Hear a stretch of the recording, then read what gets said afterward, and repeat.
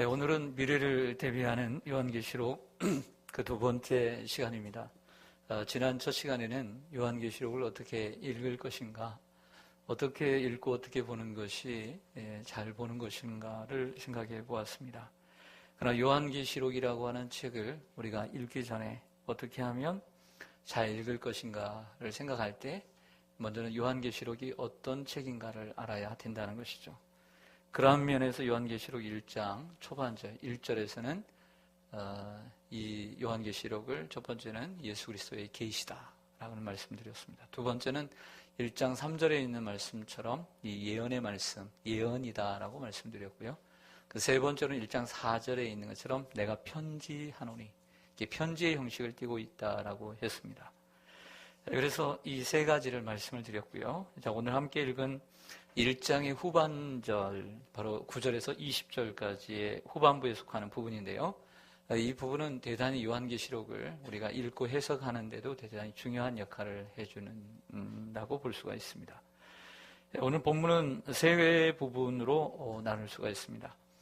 9절부터 11절은 요한 자신을 소개하고, 그리고 요한계시록을 기록해서 7교회에 전달할 것을 명령받은 내용을 기록해주고 있습니다.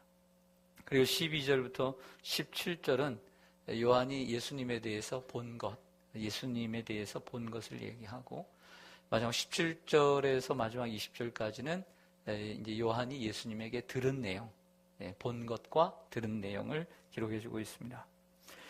먼저는 요한 자신의 소개와 7교회에 전달하는 내용입니다. 보면은 자신에 대한 소개는 제가 지난주에 말씀을 드렸습니다.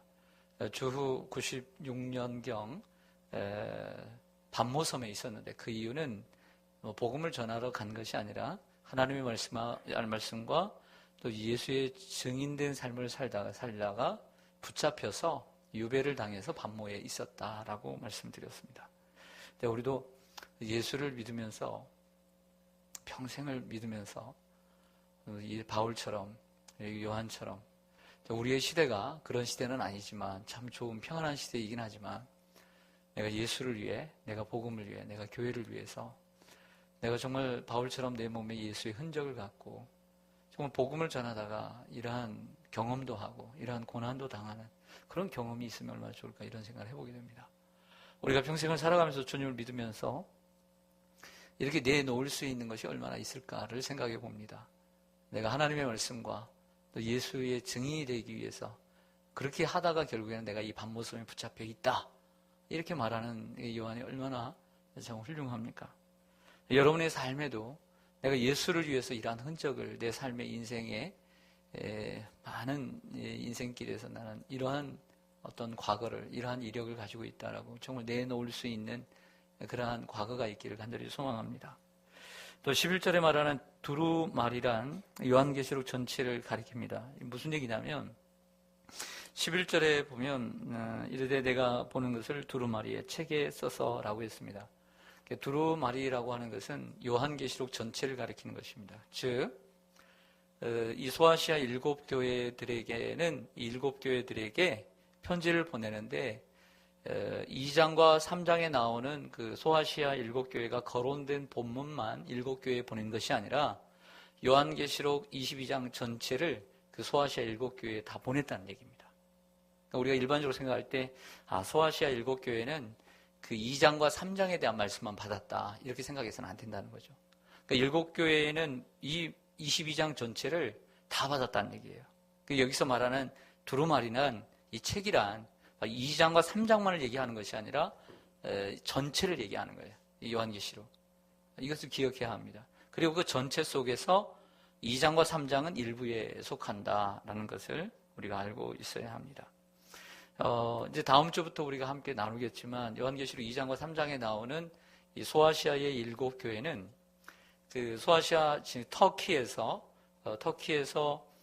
그리스, 즉 마케도니아 아가야 그 에게해 반도에 있는 그 섬의 반모섬인데요. 소아시아 7교회는 이 터키의 내륙 지방에 있습니다. 그래서 에베소 교회를 중심으로 제가 볼 때는 이렇게 시계 방향으로 돌아가죠. 여러분 방향에서도 시계 방향으로 돌아갑니다. 그래서 에베소 교회가 여기 있다면 다시 시계 방향으로 이렇게 돌면서 뭐 서문화 교회가 있고요. 그 다음에 이렇게 뭐 쭉 돌아가면서 이제 라오디게아 교회까지 시계 방향으로 돈다는 거예요. 어떤 방향으로요? 시계 방향으로 돈다. 시계 반대 방향이 아니고 시계 방향으로 교회들이 이렇게 순서대로 되어 있다. 그래서 그 점을 딱 이으면 원이 돼요. 원이 되고 있는 것을 보게 됩니다. 왜 7교회인가? 그리고 왜 그 교회인가? 많은 교회도 있는데 사실은 뭐 소아시아 교회만 있겠습니까? 예루살렘 교회, 안디옥 교회 얼마나 훌륭한 교회입니까? 또 그리스의 빌립보 교회, 데살로니가 교회, 베레아, 뭐 밑으로 가면 아덴, 고린도 얼마나 많습니까? 근데 훌륭한 그런 교회들이 많이 있지만 왜 7교회인가? 뭐 어떻게 지정학적인 중요한 이치에도 있겠지만 그거보다는 먼저 7이라는 숫자 때문이죠. 7이라는 것은 완전한 숫자, 전체를 대표하는 것이죠. 그러므로 모든 교회를 대표한다라고 말할 수가 있습니다. 훌륭한 교회를 얘기하려면 다른 교회들도 많이 있습니다. 사실은 뭐 우리가 알 수 있는 교회들이 뭐 두아디라, 뭐 사대 잘 모르잖아요. 그러나 우리가 잘 아는 교회는 예루살렘 교회, 안디옥 교회, 빌립보 교회, 에베소 교회, 뭐 그런 교회들 아닙니까? 데살로니가 교회. 그런데 이런 교회를 기록하고 있다는 것은 교회 전체를 보여주고 있다라고 보여지는 것이죠. 자, 그 내용은 다음에 다루도록 하고요. 자, 요한이 예수님을 본 모습, 이게 참 중요합니다. 예수님의 모습이 어떤 모습일까요? 여러분, 예수님의 모습, 과거에 2000년 전에 예수님의 모습은 이스라엘의, 그것도 갈릴리, 나사렛의 아주 그 촌사람으로, 목수의 아들로서 그런 모습이겠죠. 영화에서나 봄직한 그러한 모습이겠죠. 근데 우리가 다시 만날 예수님은 어떤 모습일까요? 지금 저 하나님 보좌 우편에 계신 예수님의 모습은 어떤 모습일까요? 우리 같은 모습일까요? 꾀죄죄할까요? 네. 예수님의 모습, 정말 우리가 잘 알아보지도 못할 그런 모습이 아닐까요? 한번 보겠습니다. 요한이 본 예수님의 모습 13절을 좀 보시면요, 먼저는 이렇게 얘기합니다. 7 촛대를 보았습니다. 몸을 돌이켜서 주님의 음성이 들려가지고 딱 보니까 7 금촛대를 보았는데 그 촛대 사이에 인자 같은 이가 발에 끌리는 옷을 입고 가슴에 띠를 띠고 그의 머리와 털의 희기가 흰 양털 같고 눈 같으며, 여기에 눈은 겨울엔 내리는 눈이죠. 눈 같으며, 그리고 그의 눈은, 여기에 눈은 우리 몸에 얼굴에 있는 눈입니다. 그의 눈은 불꽃 같더라, 이렇게 말하고 있습니다. 여러분, 먼저는 예수님을 가리켜 인자 같은 이가 있다 그랬습니다. 인자는 사람의 아들이란 뜻이지만 인자 같은 이라고 하는 표현은 다니엘서 7장 13절의 말씀을 가져왔습니다. 제가 한번 읽어볼게요. 내가 또 밤 환상 중에 보니 인자 같은 이가 하늘 구름을 타고 와서 옛적부터 항상 계신 이에게 나아가 그 앞으로 인도되매라고 했습니다.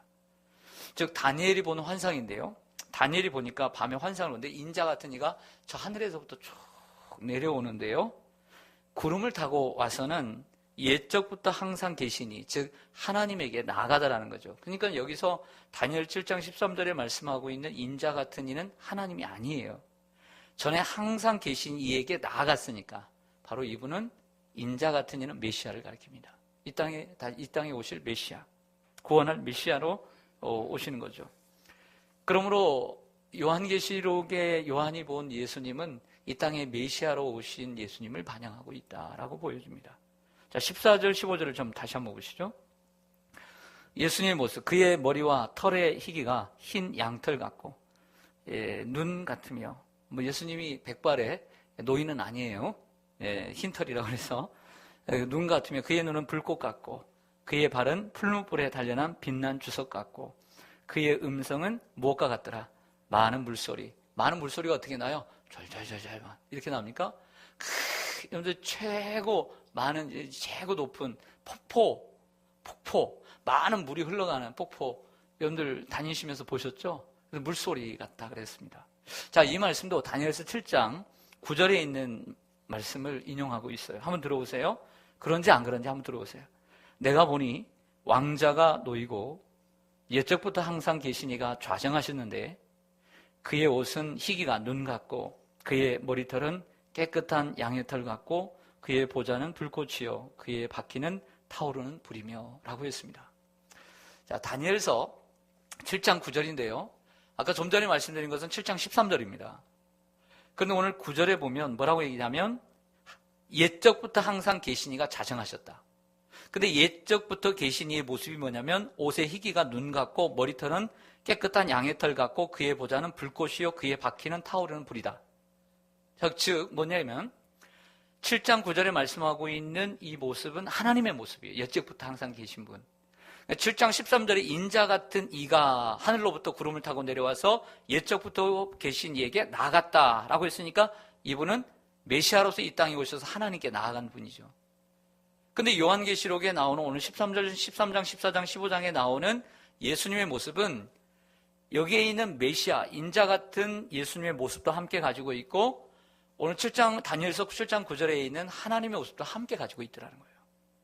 그러니까 하나님도 되시면서 이 땅을 구원하러 오실 메시아의 모습을 다 동시에 가지고 있는 분으로 묘사하는 거죠. 예수님이 누구십니까? 예수님은 하나님이십니다. 그리고 동시에 이 세상을 구원하러 오신 메시아이십니다.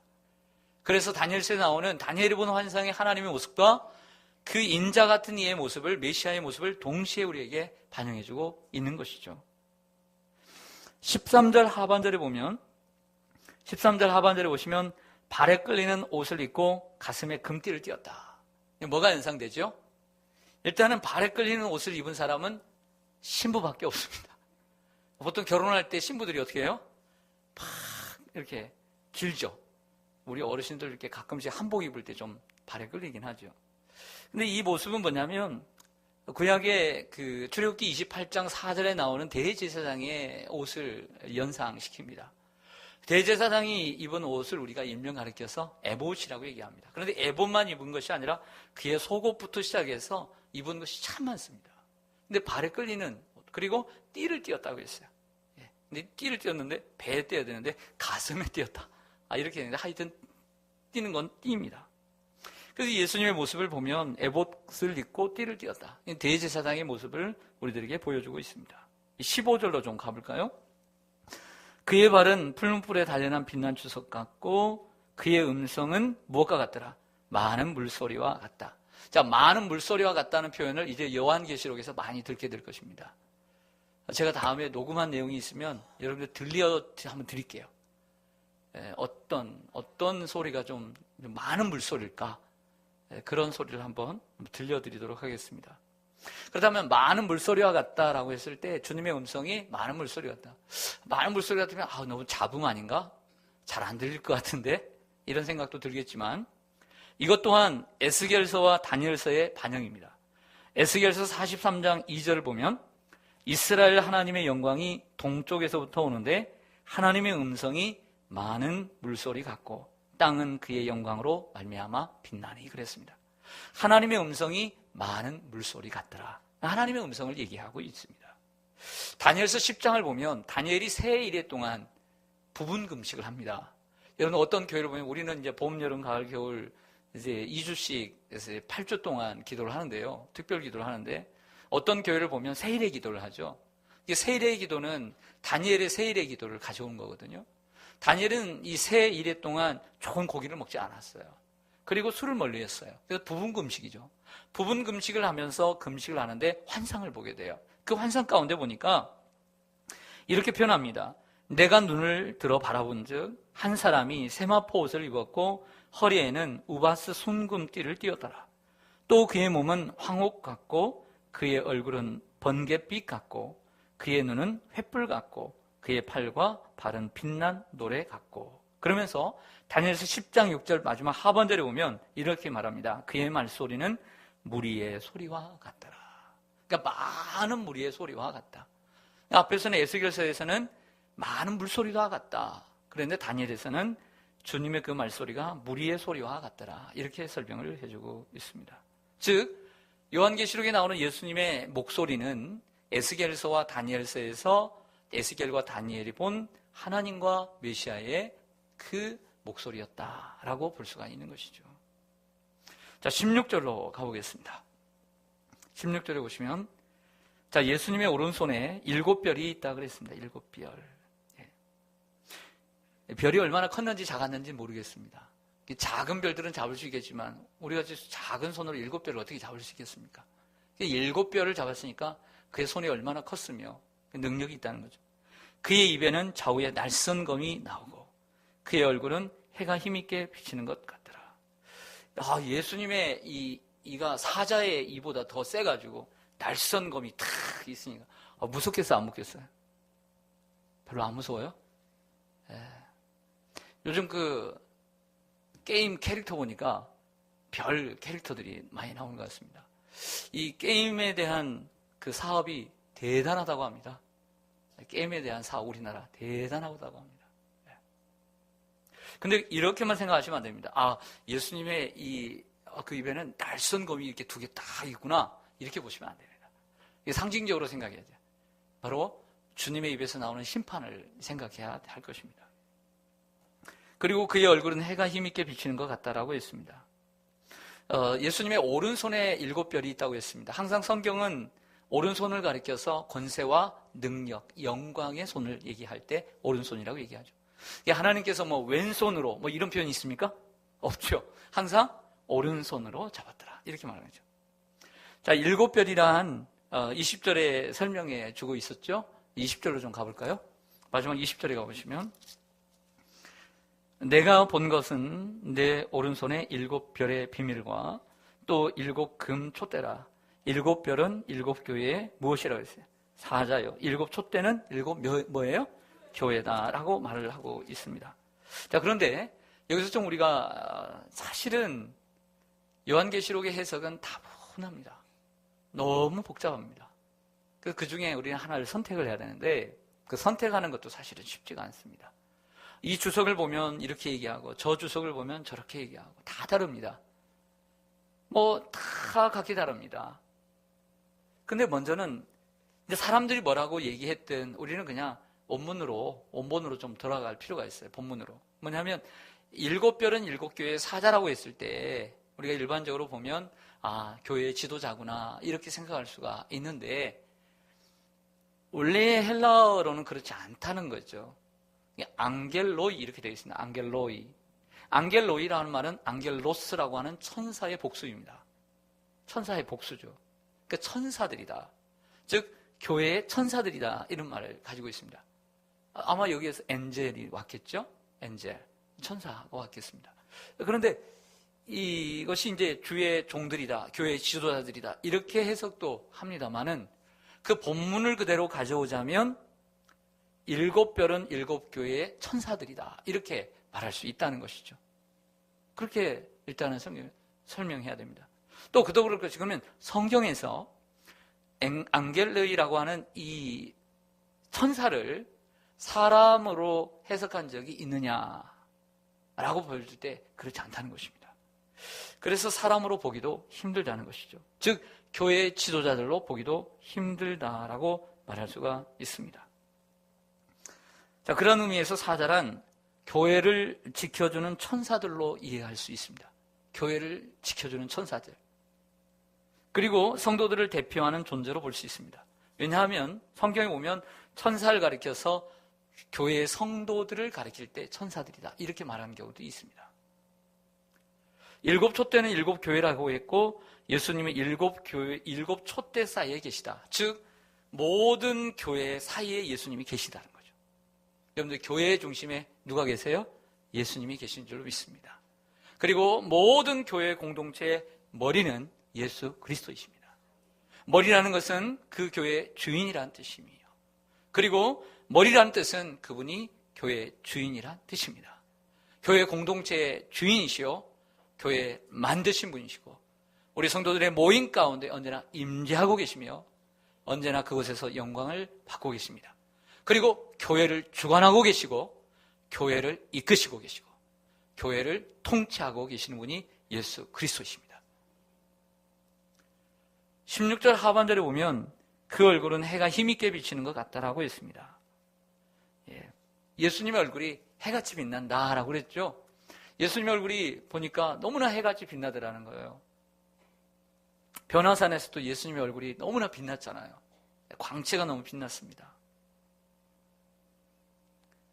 일단은 하나님께 은혜를 받으면 얼굴이 빛나야 돼요. 옆에 있는 분 한번 인사하겠습니다. 당신의 얼굴 보니 해같이 빛납니다. 당신의 얼굴을 보니 해같이 빛납니다.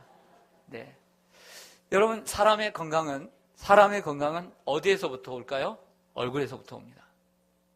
얼굴을 잘 보면, 사람들은 뭐 손에서부터 온다, 발에서부터 온다.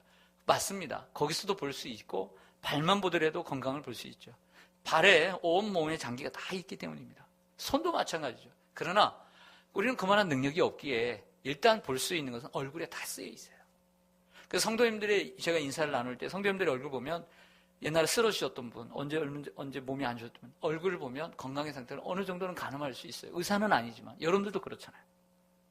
얼굴 보면 알아요. 건강한지 건강하지 못한지. 얼굴이 새카매요. 점점 새카매지고 있어요. 저를 말하고 있는 것 같아요. 새카매지고 있어요. 이거 좋은 것 아닙니다. 얼굴이 검해지는 것. 제가 잘 아는 군대 선배가 한의원을 하는데, 가자마자 맨날 해보라고 그러고 혀 내밀어 보라고 그래요. 저는 자신이 없는 곳이 혀거든요. 그래서 내밀면 혀가 그렇게 깨끗하지 않아요. 또 입술을 보면 입술이 빨개야 돼요. 드라마에 나오는 정말 젊은 애들처럼, 탤런트처럼 입술이 빨개야 돼요. 루즈 말고요. 루즈를 벗겼을 때 빨간 입술이 나와야 건강이 정말 좋은 거예요. 근데 입술이 까매지고 얼굴이 까매지고 혀가 빨갛지 않고 깨끗하지 않고 검은색이 띄어질 때 그 속이 다 그렇다는 거예요. 그러므로 눈에 보여지는 것, 얼굴이 자주 부러뜨면 안 됩니다. 부으면 안 돼요. 좋은 것이 아닙니다. 몸에 있는 것이 얼굴에 다 나오게 돼 있어요. 그런 것처럼 육적인 건강뿐만 아니라 영적인 건강도 얼굴에 쓰여지게 되는 거예요. 할렐루야. 만약에 우리 하나님이 얼굴이 거무텁텁하더라, 그러면 우리 하나님의 얼굴이 검다, 그러면 여러분들 좋으시겠어요, 안 좋으시겠어요? 누가 그 하나님 믿겠어요? 예? 그렇지 않잖아요. 얼굴이 밝아야죠. 얼굴이 밝아야 우리가 그분을 믿으면 나도 저 하나님처럼 해같이 밝겠구나, 이렇게 믿고 따르는 줄로 믿습니다. 얼굴이 밝아야 돼요. 교회도 성도들이 은혜 받은 얼굴은 밝아요. 행복한 얼굴은 밝게 되는 거죠. 밝은 얼굴을 갖고 사시기를 소망합니다. 늘 주님을 바라보면 밝게 되어 있습니다. 우리의 시선을 주께 드리기를 원합니다. 사랑하는 여러분, 자, 이를 통해서 여기까지 여러분들에게 요한계시록 해석하는 아주 중요한 것을 말씀드릴게요. 즉, 예언이니까 어렵겠다. 금요기도 시간마다 가서 뭔 얘기를 들을까? 그렇게 생각할 수 있겠지만, 요한계시록이 또 성경이기 때문에 성경을 가지고 말씀하고 있다는 거예요. 즉, 구약에 있는 성경을 가지고 많이 말씀하고 있어요. 오늘만 보더라도 한번 보십시다. 오늘만 보더라도 어떻습니까?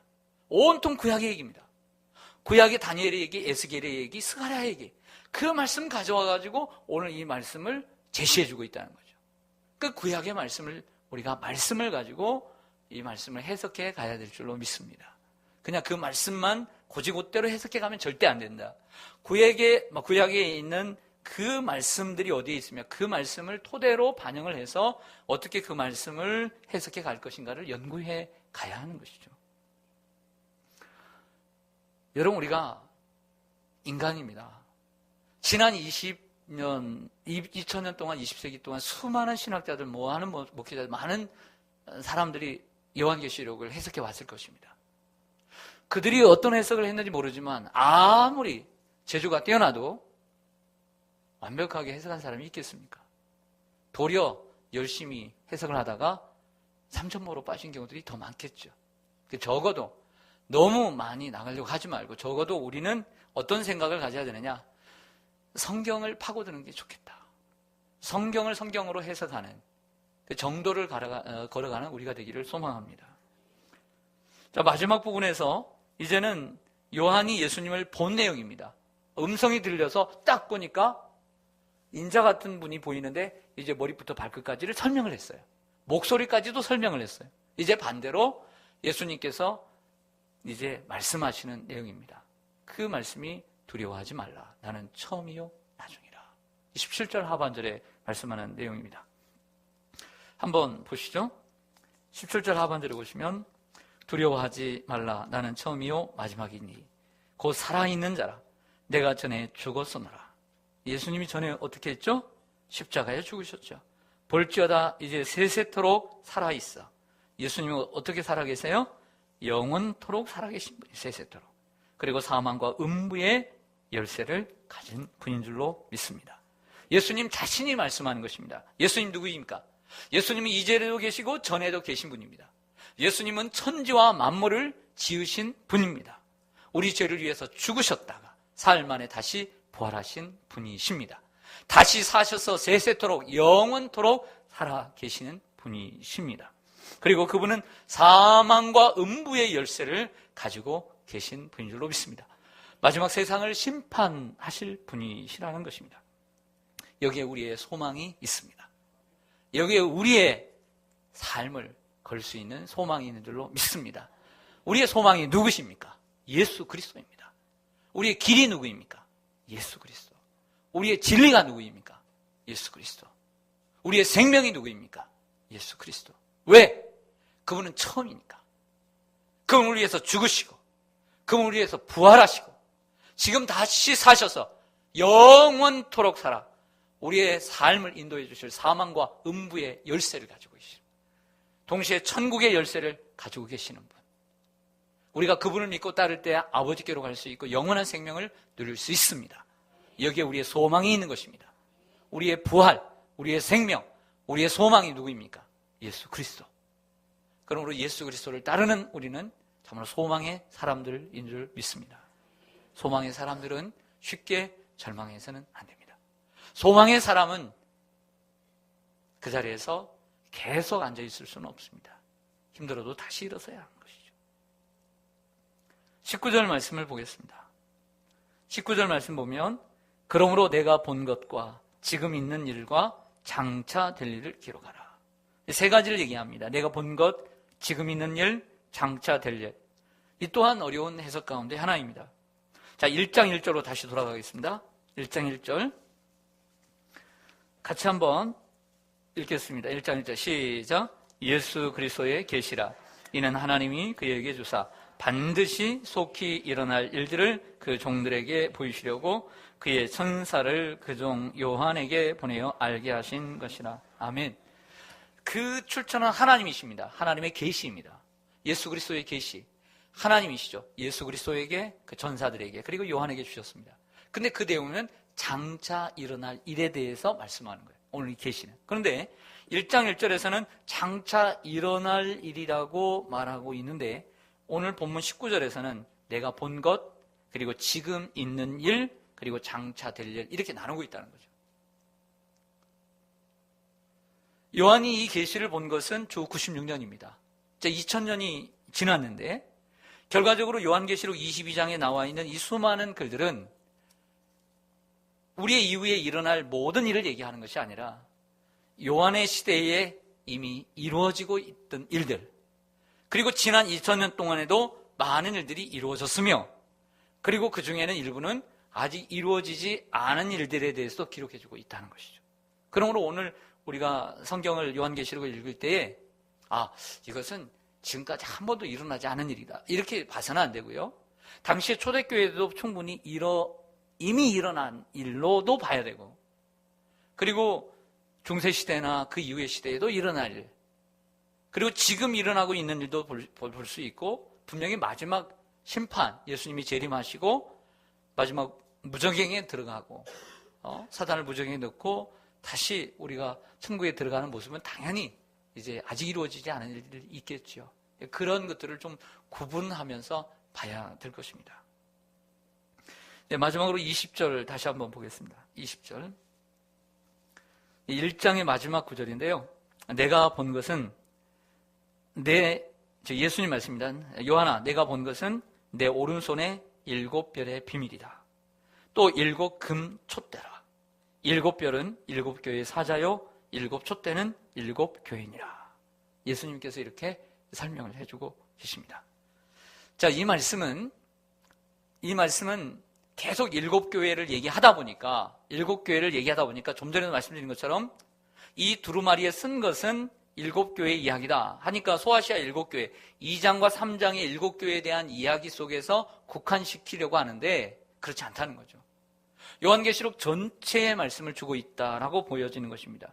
그리고 또한 20절의 이 말씀도 단순히 2장과 3장에 나오는 일곱 교회에 보내는 편지에 국한시키지 않아야 된다는 것입니다. 무슨 얘기냐면 내가 이제부터 이제 말하는, 내가 이제 보는 이 모든 요한계시록의, 즉 22장까지의 내용은 이 내용 자체가 교회에 관한 일이라는 거예요. 2장과 3장만 교회에 관한 일이 아니라 전체가 교회에 관한 일이라는 것이죠. 즉 교회와 긴밀하게 연관되어 있음을 보여줍니다. 즉 세상의 모든 역사는 처음이요 나중이요, 그리고 모든 것을 주관하시는 예수 그리스도의 그 손에 있다는 것을 보여주고요. 예수님은 교회를 중심으로 세상의 역사를 진행하고 계심을 또한 보여줍니다. 그리고 세상의 중심은 예수 그리스도입니다. 그리고 예수님이 세우시고 주관하시는 교회를 통해 예수님은 역사를 만들어 가심을 볼 수가 있습니다. 세상의 모든 역사, 히스토리, 그의 역사죠. 예수 그리스도의 역사입니다. 그런데 예수 그리스도의 역사는 바로 그의 교회, 예수님이 세우신 교회를 중심으로 세상의 모든 역사를 주관하고 계신다. 세상의 모든 중심은 교회 안에 있다고 하는 것을 기억해야 합니다. 비록 세상의 수많은 교회 가운데 금천구 시흥동에 있는 시온산교회를 내가 다니지만 그들 단순히 시온산교회라고 하는 작은 교회를 내가 다니는 것으로 끝나는 것이 아니라 주님은 모든 교회의 주인이기 때문에 내가 이 시온산교회를 내가 다님으로 또 섬김으로 이 교회는 바로 예수 그리스도의 중심이고 세상의 중심이고 예수님은 이 교회를 통해서 세상의 역사를 주관해 가고 계시다. 이런 생각을 가져야 될 줄로 믿습니다. 그러므로 우리는 얼마나 소중한 사람들입니까? 왜? 세상의 중심에 우리는 있기 때문에. 교회를 나오면서 교회가 서울 변두리에 있으니까 나는 변두리에 있는 교회를 나가는구나, 이런 생각을 가지고 교회를 나가면 무슨 소용이 있겠습니까? 나는 세상의 중심이고 주님이 계시는 세상의 모든 역사를 주관하고 계시는 그 중심에 있는 교회, 우리 시온산교회 나는 나간다, 이런 생각을 가지고 살아야 될 줄로 믿습니다. 그래서 여러분들에게 자부심이 있기를 원합니다. 주님이 우리 교회를 통해서 세상을 움직여 가시고 또 교회를 중심으로 또 하나님의 일을 하시는구나, 이런 믿음을 가지고 주님을 섬기는 저와 여러분 되시기를 주님의 이름으로 간절히 소망합니다. 아멘. 기도하겠습니다.